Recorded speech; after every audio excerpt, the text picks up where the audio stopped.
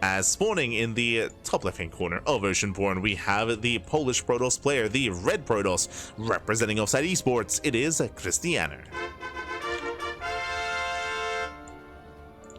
And spawning in the bottom right-hand corner, we have his opponents. We have the Blue Zerg player, himself from Leno, Mexico, representing Esports Esports. It is Cham. And if you're in the chat, you know what time it is. It is Gamba time. Predictions are now open. Predictions are open. Place your bets on who you think will claim the series. Best of luck in the chat. As I mentioned, I feel like this is going to be a hard one to call. I wouldn't be surprised if this goes to the ace match, but we'll see. We'll see who's looking more in form on the day between Cham and Krystianer. Let's go. Let us go. As Cham does open up hatch first, likewise gate expand out of Krystianer. We are loading into one of the smaller maps of the map, or I should say shorter rushes to spike ground. Back when this map was in rotation, we saw a lot of all-ins. We saw so many German taxis and queen walks across the map, specifically to try to break the natural or the third. The way this works here is that the third base is at the same plane of elevation as the attack path. You do get onto that point here in the center of the map, so you can actually get on the same level as the third. You can walk in your queens and strike the third base and break it. It's also very wide, very open. Likewise, you can also rotate and hit the natural instead. You have two options when it comes to how you want to strike the base or strike the defenses of the Protoss, the third or the natural. But we'll see how Cham will approach this. Cham, he can be very aggressive and very roach heavy, that is true in this matchup, but doesn't have to go for an all-in.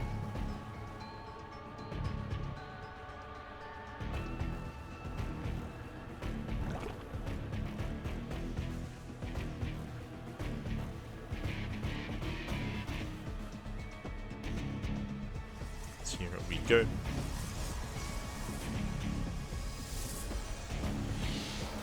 Now, when it comes to Krystianer and what he's known for in this matchup, we saw a glimpse of it earlier with Ome Pappy against Solar. He's known for Stargate openers into a Robo, into a Twilight Council, into Archons, Charge Lots, and Immortals.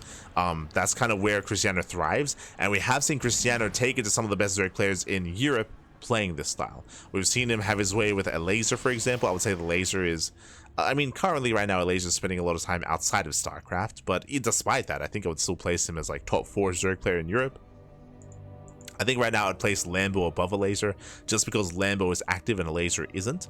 But we've seen Krystianer take down a laser with that kind of style, with that kind of commitment, with that kind of composition. And Krystianer has taken it to some of the other Korean Zergs as well.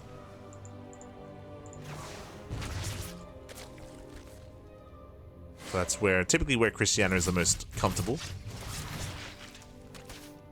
We'll see if he does go for that here as well. For now, Stargate into Oracle, and we're waiting to see if he throws down a Robo or an early Twilight Council as well. For now, expanding, claiming his third. Let's go. So Stargate opening into a third, a standard opener so far out of Krystianer, which means he most likely isn't going into Immortal and Archon production, as if he were, he'd typically stay on 2 bases a little bit longer. So Krystianer spreading his wings.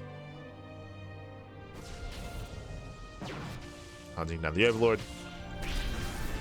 Lings, they attempt to punish, but they fail to. The Oracle's here to shut them down. Overlord does fall. Lings, they check the timing of the third. And so far, so good for Krystianer. Behind this, Cham is droning. Cham is droning, Cham is saturating. We have a Spore at the third base, Spore in the main. Sorry, Spore at the natural, no Spore in the main. But Spores are finishing up, and Krystianer going for the Forge and Twilight Council. This looks like +1 and Blink. This looks like a standard game. Okay, let's go. So standard setup out of Krystianer. Cham likewise droning. It does open up a lair first. That is interesting, going for a 420-ish lair timing.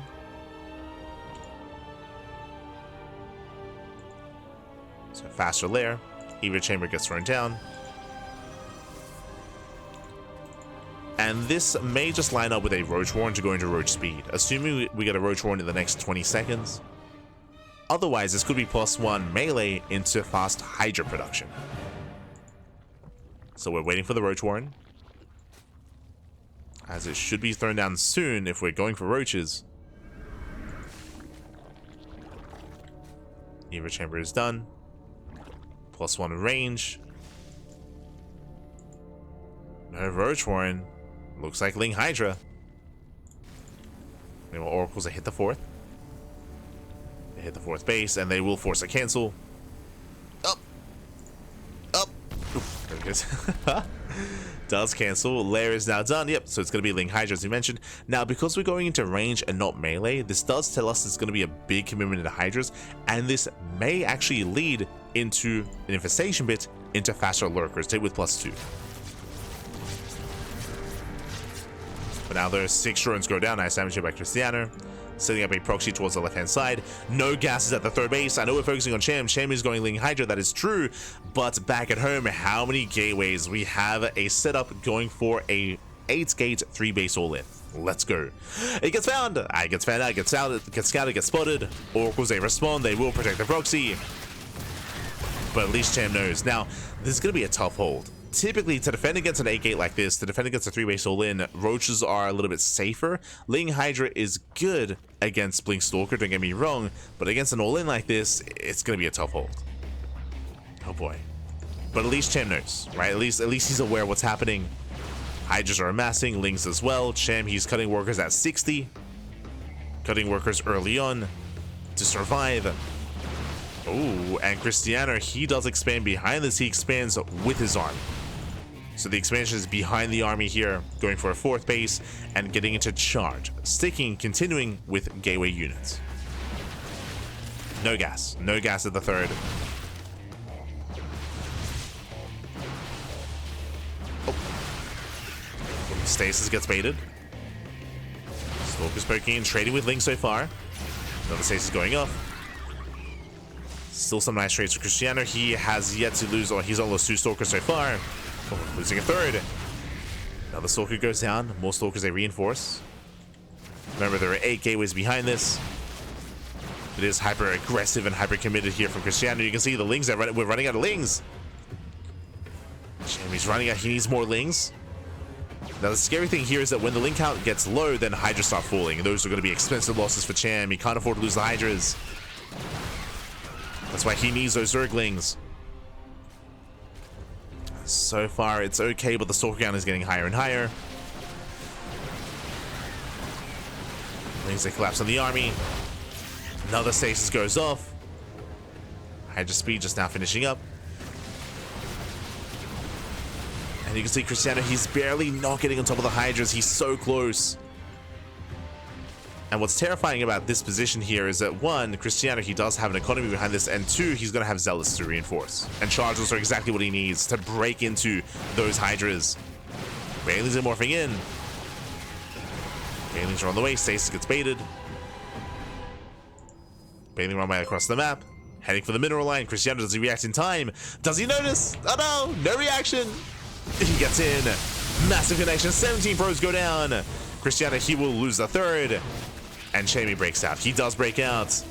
Banelings, they once again crash into the 3rd base mineral line. Only 1 Baneling, only 1 connection. Krystianer, he's holding on. At the same time, Zealots, they do hit the 3rd. They hit the natural, I should say. Hydras break out. Once again, we do peel off a couple units towards the natural, towards the 3rd base. Krystianer, he holds against the Hydras. As he'll bleed out even more workers. Meanwhile, Zealots are getting into the base. His drones are going down. Zealots, they pick up some of the queens. They force back reinforcements. Krystianer, he defends back at home. He still has the better economy. That's how far ahead Krystianer was. Krystianer still on 68 workers, and sure, he may lose so much here at his own 3rd base, but it doesn't matter. Yeah, he breaks on through, takes out all the Hydras. Brutal losses here for Cham. Losing 26 Hydras. Ay, ay, ay. There's a lot of Hydras going down, and Krystianer is still on 69 probes. Nice. Still on 69. Still with a solid economy. Did lose the proxy.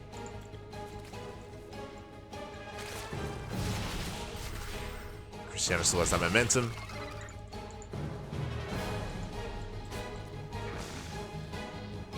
Meanwhile, Cham trying to stabilize.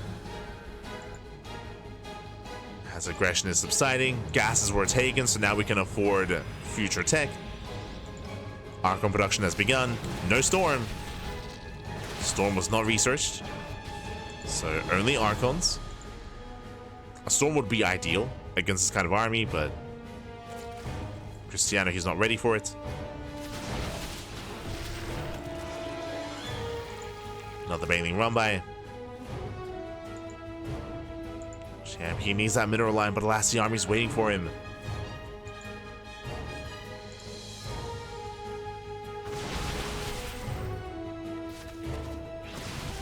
Cham setting up a flank. Banelings roll in, they take down the High Templar and a couple of Zealots, not bad. And Storm just now began. I feel like this is a mistake here from Krystianer, in the sense that I think he thought it was already done. So late Storm for Krystianer.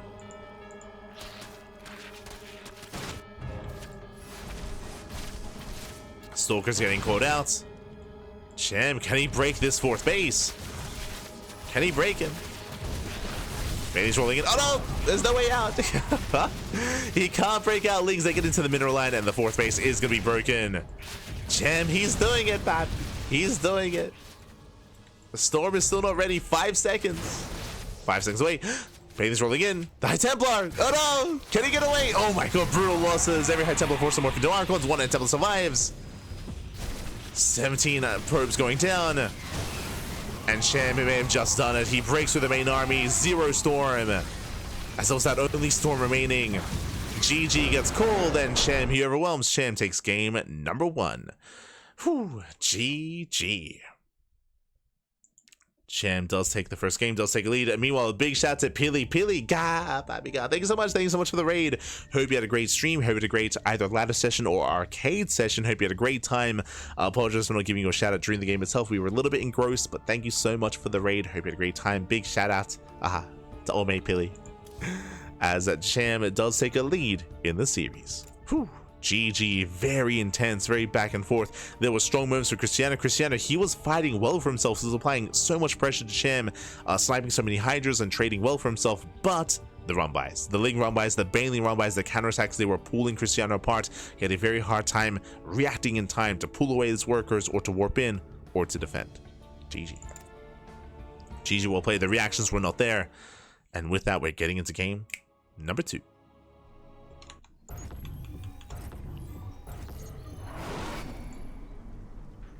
Jumping into game 2 and spawning in the top left-hand corner of Persephone, we have the red Protoss player, the Polish Protoss representing Offside Esports. Down in the series, we'll see if he mounts back and force the ace match. It is Krystianer. And spawning in the bottom left-hand corner, we have the Mexican Zerg player, the blue Zerg representing Exeritus Esports. It is Cham. We go. Oh my god. Again, an intense game 1, and we'll see how the story ends or continues coming into game 2. As we load into Persephone, Persephone is another one of these more aggressive maps where the map is a little bit smaller, a little bit shorter rush distance by ground. We saw the last game, Krystianer, he attended a 3-base all-in, did follow up with charge, of course, and with a 4th base, and he was doing well for himself, but just to reiterate, it was the run-bys, the counterattacks that were crippling Krystianer that allowed Cham to recover in that game. Again, it's going to be on Krystianer to tighten up his defenses, to tighten up back at home, to keep up with the run-bys.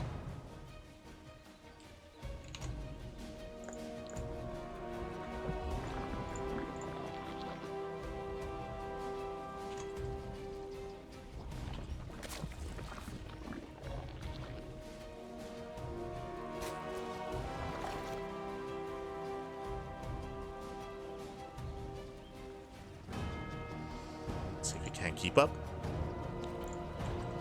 You want Cham expanding, taking his natural. So far, standard opener, standard setup. Nothing crazy yet, so no big deviation.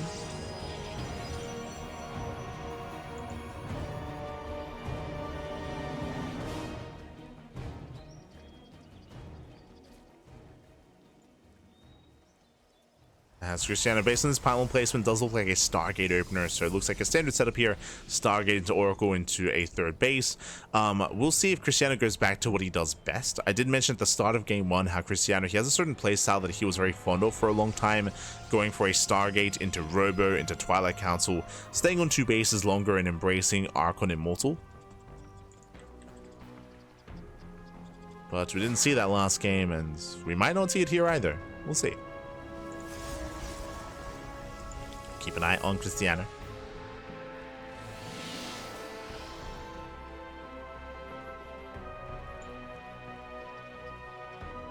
No, does move out.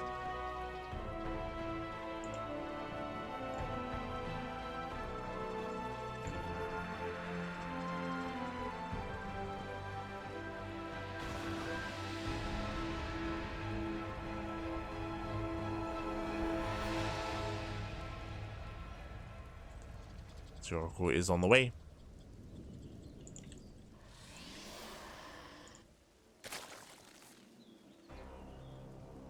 Like, is behind this Cham pulling out of gas, just going to be droning, going to be saturating, and it looks like Krystianer, he's setting up for a third. Okay, so he's expanding. As I mentioned, the other build that I'm referring to is a delayed third base, but here it's on time. It's on time. So everything's looking just like the last game. Also, I should also mention, welcome to Persephone. There are a couple of interesting quirks about this map, like the healing pad. There's a healing pad on the right-hand side. There's the goal base as well. There's all these speed zones. There are definitely some unique features that can come into play in a longer game, but they're not really too impactful in shorter games. But they're definitely something to consider. Something that I want to see is a 3-base 8-gate all-in with Blink Stalkers on the right-hand side that actually make use of the healing pad. Like, that would be crazy. We haven't seen that yet. And I don't think we're going to see the same build 2 games in a row. But the build that, basically the build that Krystianer had gone for last game, I feel like has a little potential on this map with the healing pad to help, like, bolster the Stalkers. It'd be crazy. But this area might be a little bit too wide open to, like, set up the proxy.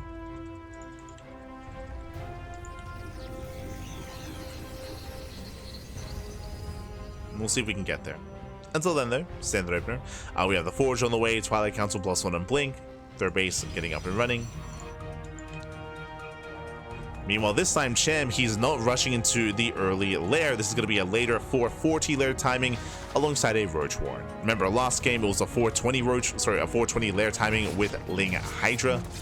This time, safer start going into Roaches.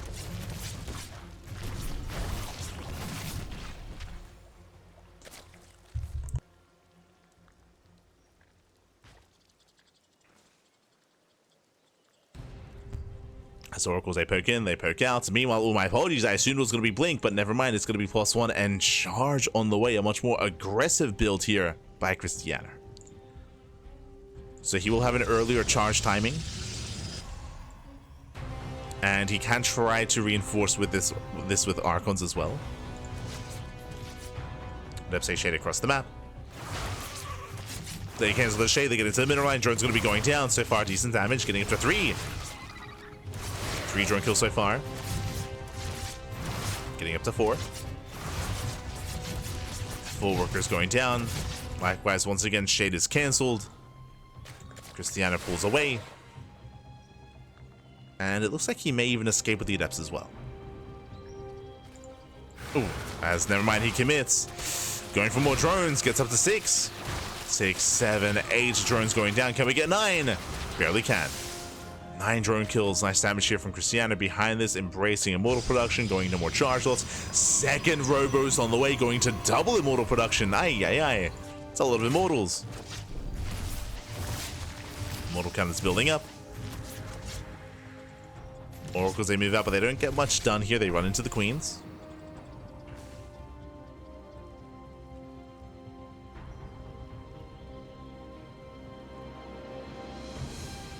Queens will force him back. And Cham, he's not droning, by the way. I say he's not droning. He's up to 3-base saturation. He has the 4th base just for Larva.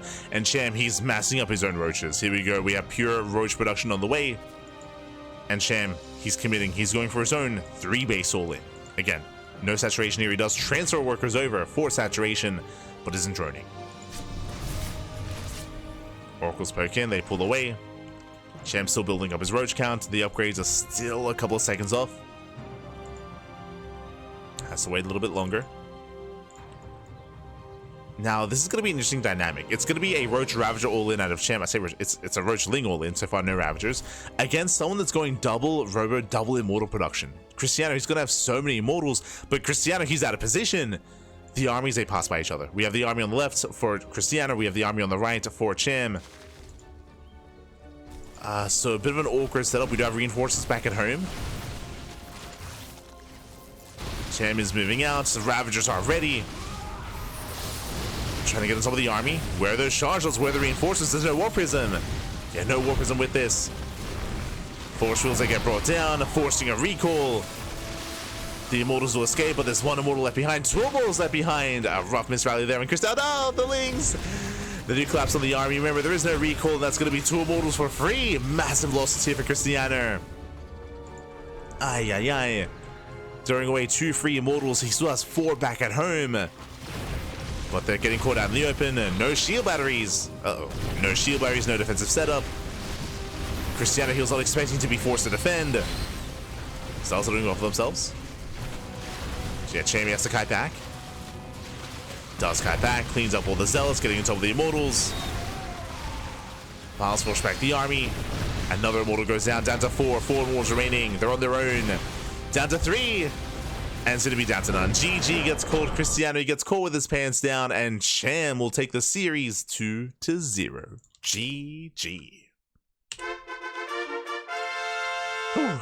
GG, well played. Cham, he does take it. We had a very intense, very dynamic game 1, which came down to the Ling Bane run bys, but here in game number 2, Krystianer just caught with this. He just didn't know what was going on. Krystianer, he had no idea that it was a 2-base all-in, so he happened to be pushing at the same time, which is exactly what you don't want to be doing. So Krystianer, he was in the middle of his own push.